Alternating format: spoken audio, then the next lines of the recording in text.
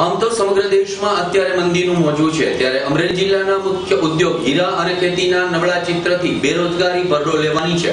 હીરા ઉદ્યોગમાં હવે પછીના સમયથી 2 દિવસની રજા ઘોષિત કરવામાં આવતા હીરા ઉદ્યોગકારોમાં મોટો ફફડાટ વ્યાપેલો જોવા મળી રહ્યો છે।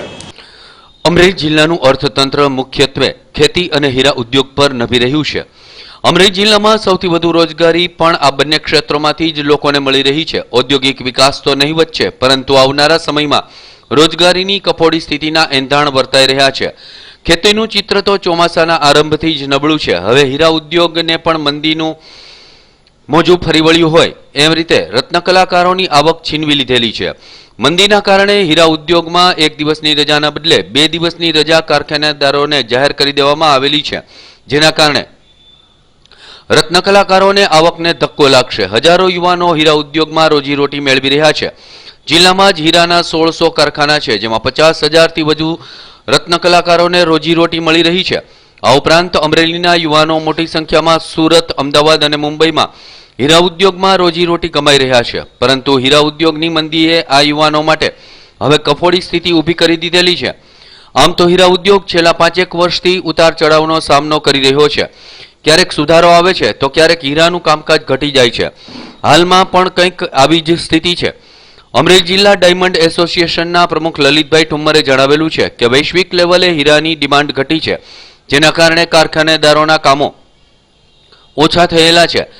નાના કારખાનેદારો તો માલ મેળવવો પણ મુશ્કેલ થઈ પડેલો છે। મોટા કારખાનેદારોની સ્થિતિ પણ કંઈ સારી નથી, જેની સીધી અસર રત્નકલાકારોની આવક પર પડી રહી છે।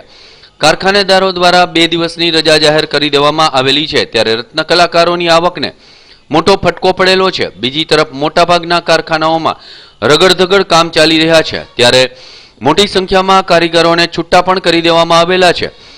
એક તરફ હીરા ઉદ્યોગ અમરેલી જિલ્લાનું રતન ગણાય છે અને ખેતીનું ચિત્ર નબળું છે, તેવા સમયે રત્નકલાકારોએ બેકારીનો સામનો કરવો પડે તેવી પરિસ્થિતિનો સામનો કરવા માનસિક તૈયારી કરવી પડશે।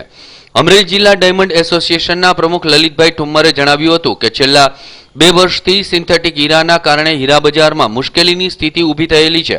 વૈશ્વિક લેવલે હીરાની ડિમાન્ડ ઘટી છે। એક તરફ કાચા હીરા મોંઘા બની રહ્યા છે, તો બીજી તરફ તૈયાર માલની ખરીદી પણ નથી, જેના કારણે હાલ મંદીનો માહોલ ઊભો થઈ ગયેલો છે। ડાયમંડ એસોસિએશને એવી માંગણી પણ ઉઠાવી છે કે સરકાર દ્વારા નબળા પડી રહેલા ઉદ્યોગને પેકેજ આપવામાં આવે તો જ તે ટકી શકે તેમ છે।